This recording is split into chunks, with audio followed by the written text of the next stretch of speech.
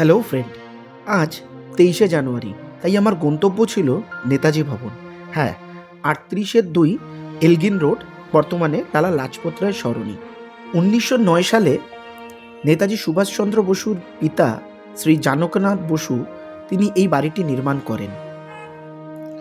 নেতাজির মূর্তিতে পুষ্প প্রদান করেই পৌঁছে গেলাম সরাসরি নেতাজি ভবনে। 1941 সালে এই বাড়ি থেকেই নেতাজি শেষবারের জন্য বাংলা তথা ভারত ছেড়ে বার্লিনের উদ্দেশ্যে বেরিয়ে পড়েন।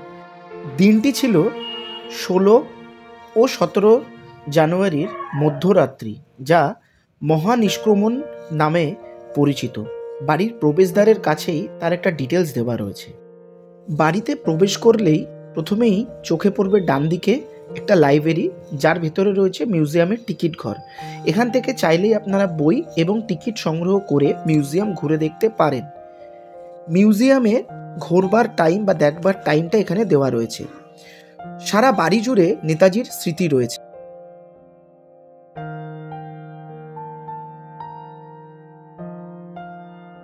এই হলো সেই ঐতিহাসিক সিঁড়ি, যেখান থেকে নেতাজি সুভাষচন্দ্র বসু শেষবারের জন্য এই বাড়ি ত্যাগ করেছিলেন দেশ স্বাধীনের উদ্দেশ্যে। এখানে সেই বিষয়টি তুলে ধরা রয়েছে। নেতাজি সুভাষচন্দ্র বসু 1941 সালের 16-17 জানুয়ারির রাত্রে এই সিঁড়ি দিয়ে গোপনে গৃহত্যাগ করেন। এই দালানের কাছে এই গাড়িটি রাখা ছিল। চালক শিশির কুমার বসু নেতাজিকে গোমো স্টেশনে পৌঁছে দেন।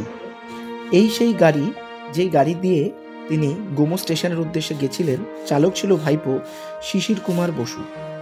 এখানে একটা নতুন নেতাজি প্যাভিলিয়ন করা হয়েছে, যেখানে নেতাজি সম্বন্ধিত বিভিন্ন রিসার্চ, তার সম্বন্ধিত বিভিন্ন জিনিস এখানে রয়েছে। এর ভেতরে এটি হলো নেতাজি ভবনের ভেতরের অংশ।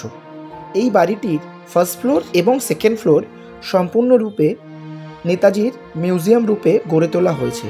ফার্স্ট ফ্লোর এবং সেকেন্ড ফ্লোর মিলিয়ে 4টে কক্ষ রয়েছে, যেখানে একটিতে রয়েছে নেতাজির নিজস্ব কক্ষ, একটিতে রয়েছে তার দাদার কক্ষ, একটিতে আছে তার বসার কক্ষ।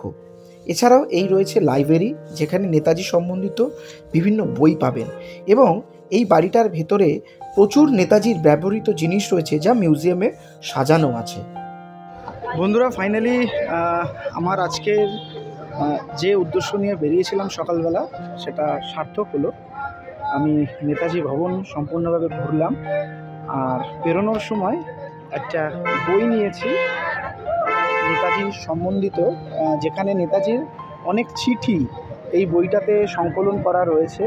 নেতাজি বিভিন্ন সময় তার পরিবার, তার বন্ধুবান্ধব, স্বাধীনতা সংগ্রামকে কেন্দ্র করে বিভিন্ন সময় যে চিঠি তিনি লিখেছিলেন, সেই চিঠির কিছু অংশ এই বইটার মধ্যে রয়েছে। আমি লাইব্রেরি থেকে এটা নিয়েছি। ঠিক আমার পেছনের যে বারান্দাটা দেখতে পাচ্ছেন, এই বাড়িটাই হচ্ছে নেতাজি ভবন।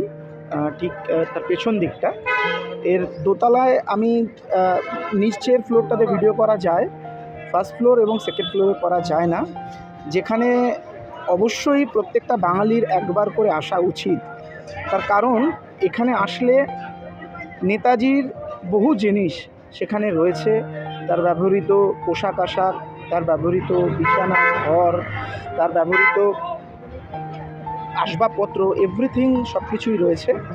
তার মা, বাবা এবং দাদার বিভিন্ন রুম, তিনি জাতীয় কংগ্রেসের প্রেসিডেন্ট থাকাকালীন যে কক্ষে তিনি বসতেন, যেখানে তিরঙ্গা কালার করা রয়েছে, সেটা রয়েছে। আরও অনেক কিছু হয়তো সবটা আমি বলে বোঝাতে পারছি না। তো আমি সকলকে অনুরোধ করব যে বাঙালি হিসেবে একবার অন্তত নেতাজি ভবন একবার অন্তত ভিজিট করা উচিত। আশা করব তোমাদের আজকের এই ভিডিওটা সকলের ভালো লাগবে। যদি ভালো লাগে অবশ্যই কমেন্টে জানিও।